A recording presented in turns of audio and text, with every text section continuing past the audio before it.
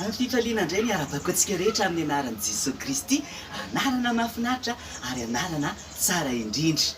Hotahin'Andriamanitra anie ianao. Ataontsika maky tenin'Andriamanitra aloha voalohany indrindra. Anorenantsika ny tenin'Andriamanitra ianarantsika androany anorenantsika ny fampianarana androany indray. Lioka toko faharoa andiny fa roa amby dimapolo. Lioka toko faharoa andiny fa roa amby dimapolo. Dia vakiko amin'ny anaran'i Jesosy le tenin'Andriamanitra. Lioka toko faharoa andiny fa roa amby dimapolo. Ina tenen'ny tenin'Andriamanitra. Ary Jesosy ny tombo saina sy tena sady nandroso fity tamin'Andriamanitra sy ny olona. Dia le tapany voalohany resantsika androany ina ny tenen'ny tenin'Andriamanitra hozy hoe ary Jesosy ny tombo saina. Ay, hoana koa zany mitombo saina zany. Zany mitombo saina anie zany nge voalohany indrindra dia ambarany tenin'Andriamanitra fa mitombo fahendrena aloha izy. Dia mitombo fahendrena dia teneniny koa hoe mitombo fahalalana zany hoe menahay mitombo saina. Hiditra mianatra daholo zao ny ankizy. Mety miteny ianao angambany hoe inona koa ary ny ilaina amin'ny fianarana fa maninona koa ary misy an'izany mianatra izany. Tena tsaratsika mitombo saina, mitombo fahalalana, mitombo fahaizana. Tena tsara be mihitsy zany. Ary misy anisan'ny zavatra tsara dia ianao mahay zavatra be dia be. Mety efa hainao zao mampiry trano, tsy fantatro. Mety efa mahay manasa vilia ve? Efa mahay manasa lamba ve? Efa mahay manamboatra fandriana ve? Mety misy amintsika ve? Mety efa mahay mahandro sakafo? Mety misy amintsika ve? Efa mahay manina re zany? Mametaka ampola.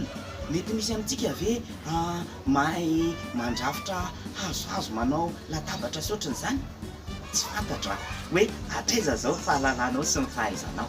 Fa Jesosy Kristy mitombo saina izy. Dia tsika rehetra ihany koa tian'Andriamanitra hitombo saina. Za mahita fa ny sinoa tena mitombo saina, manao zavatra be dia be zareo. Jereo nge ny zavatra rehetrarehetra ao an-tranontsika fa tsy maintsy misy zavatra vita sinoa satria manina zareo mitombo saina zareo. Dia itsika malagasy indray tena kamo fa tena mila mianatra tsika mahay mianatra zavatra be dia be. Raha efa nianatra zavatra anankiray ianao androany, raha pitsy indray mianara zavatra anankiray, raha afaka pitsy indray mianara zavatra anankiray. Amin'izay mba mitombo saintsika.